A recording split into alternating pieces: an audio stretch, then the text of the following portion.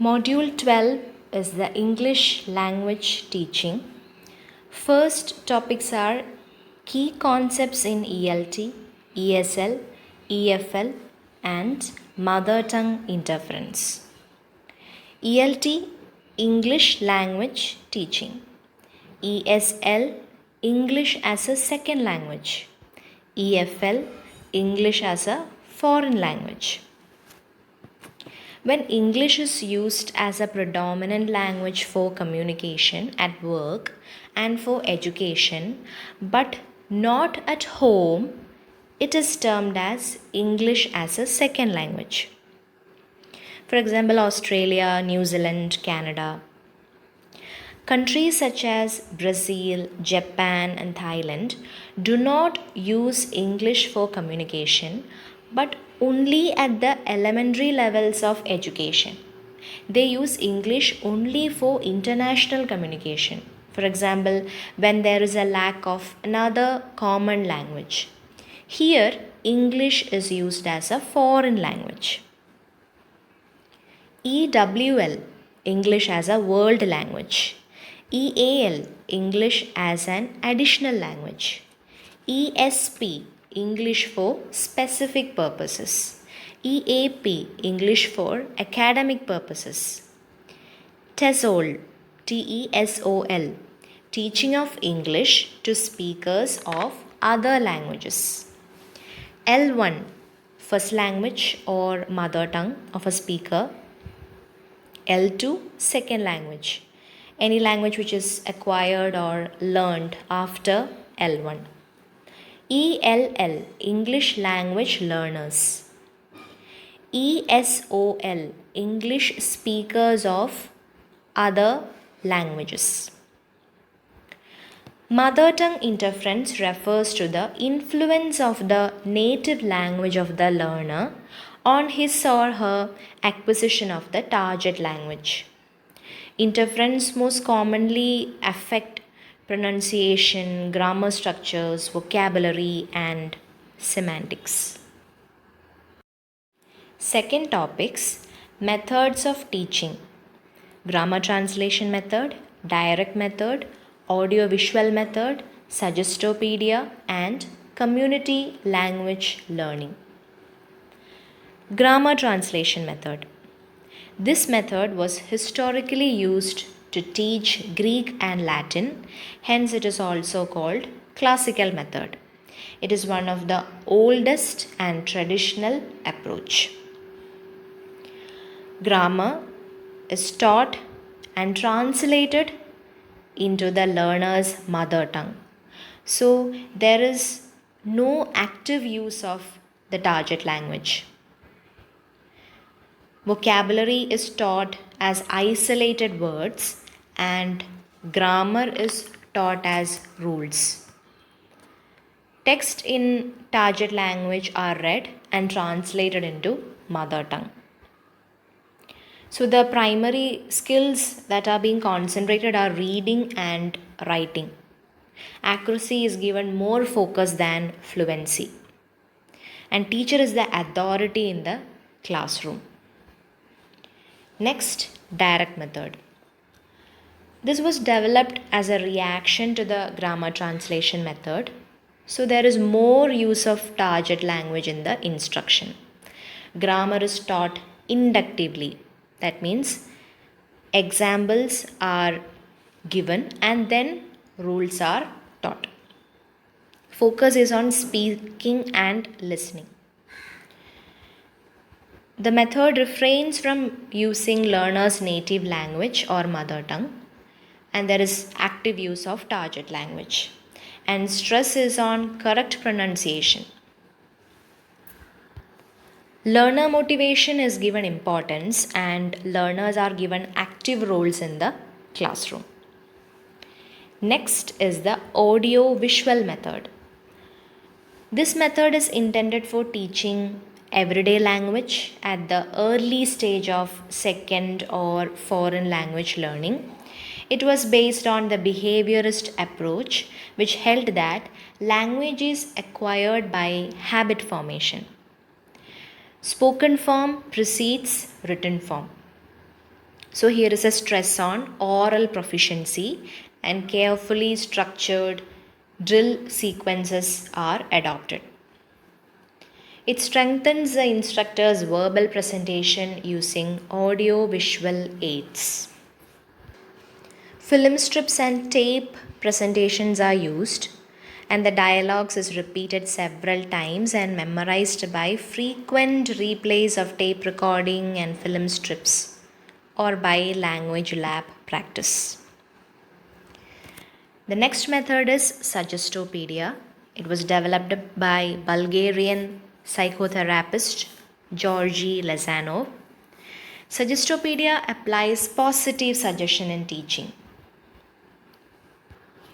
There will be decorations, furniture, and arrangement of classrooms. Music will be used. But teacher will act as the authoritative person in the classroom. Last method, community language learning. It is also known as counseling language learning. Here learners work together to develop what aspects of language they would like to learn.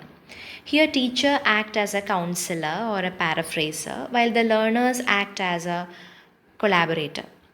It was developed by Charles A. Curran. This method is specially for adult learners who might fear to appear foolish. So here the teacher acts as a counselor, understands them and leads them to overcome their fears. The learners will form a circle and discuss on topics, and the teacher remains outside the circle.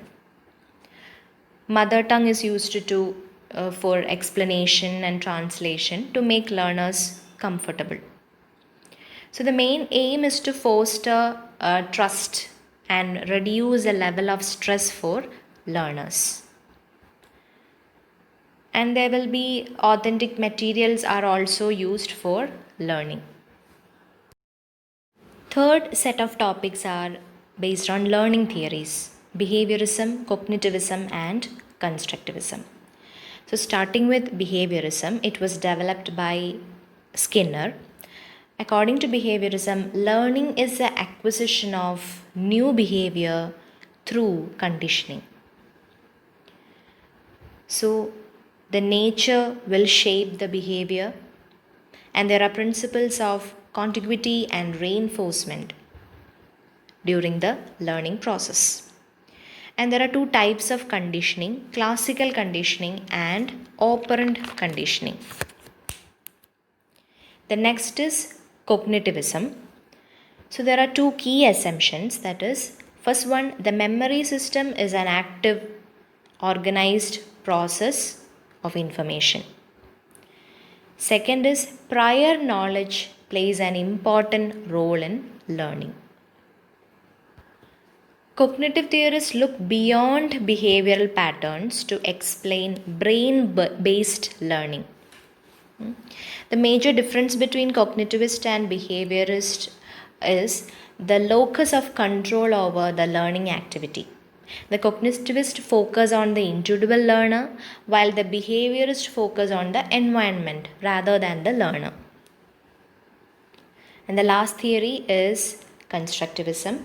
Constructivism views learning as a process in which the learner actively constructs or builds new ideas or concepts based on current and past knowledge or experiences.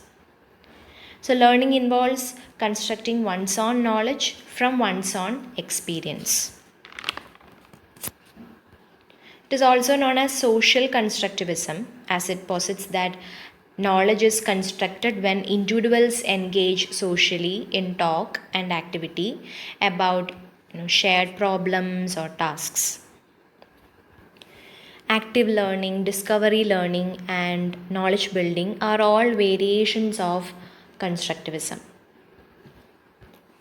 Here, teacher acts as a facilitator who encourages the learners to discover principles for themselves and to construct knowledge by working to solve realistic problems.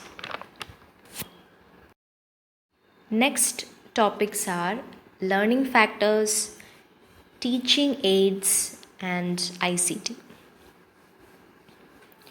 So when we consider about learning factors, first of all there are student, teacher and environment. So the learner factors are age, aptitude, personality, intelligence, attitude, interest, the conditions of learning and environment. Then teacher, how teacher teaches, the way of their methods of teaching, the strategies, etc. And the environment itself, the infrastructure, the facilities provided in the school, etc.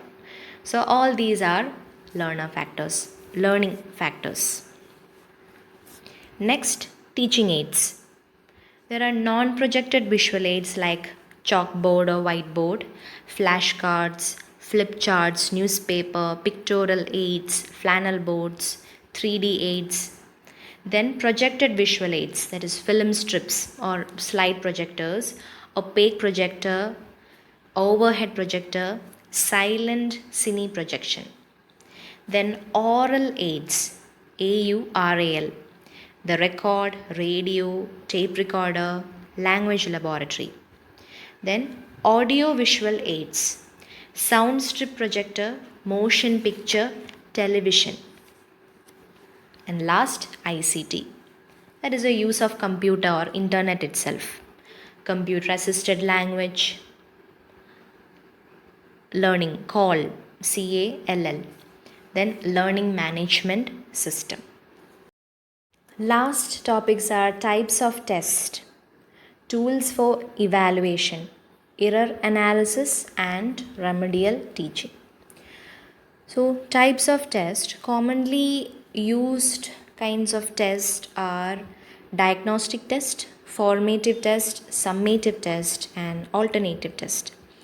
So diagnostic test determines the proficiency level of learners in specific areas. They help the teacher and the learner to identify area of weakness which require more attention. Formative test evaluate the process and is a period of the teaching process. It also used to identify the any errors or any modifications in the teaching learning process, and changes will be done accordingly. So the current needs of the learner are identified and learning activities are altered to meet them. Then summative test evaluates the learning that has happened at the end of a year or a semester, or sometimes even at the end of a unit. The progress, performance and knowledge of the learner are assessed. Then alternative test, they are activities that reveal what the learners can do with language, emphasizing their strength rather than weaknesses. They are designed and structured differently from traditional tests and are scored and graded differently. Then there are other tests like proficiency test. It is also similar to an achievement test to evaluate the understanding of a specific material. So it provides an opportunity to test the language skills of the learners, language or any other aptitude according to the area to which that test is being conducted. The next is placement test. It is administered in order to make decision about where a student should be placed or where an employee should be placed.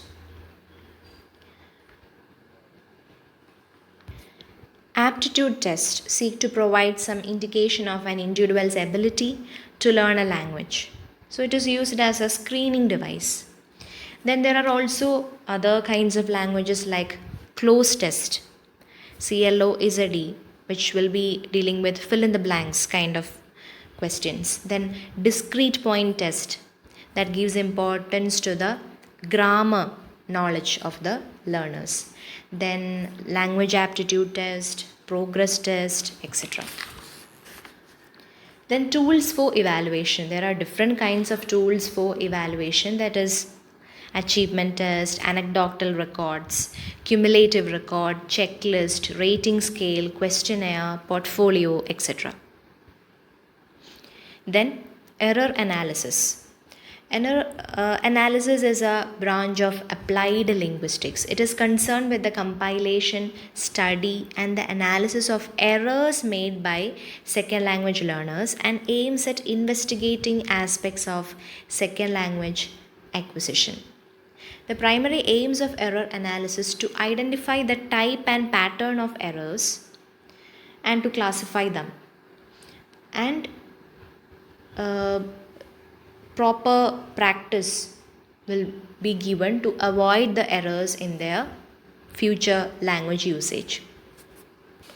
It provides information on students' errors and helps teachers to correct students' errors. So it improves the effectiveness of the teachers, students, and also the researchers. Then the last topic is remedial teaching. It is to identify, after identifying the slow learners through these error analysis and other kinds of tests, proper guidance or help will be given to these slow learners to overcome their problems. So their areas of difficulty will be analyzed and a remedial teaching class will be provided to improve their learning skill or to rectify what any problem or a particular problem area in the whole learning process.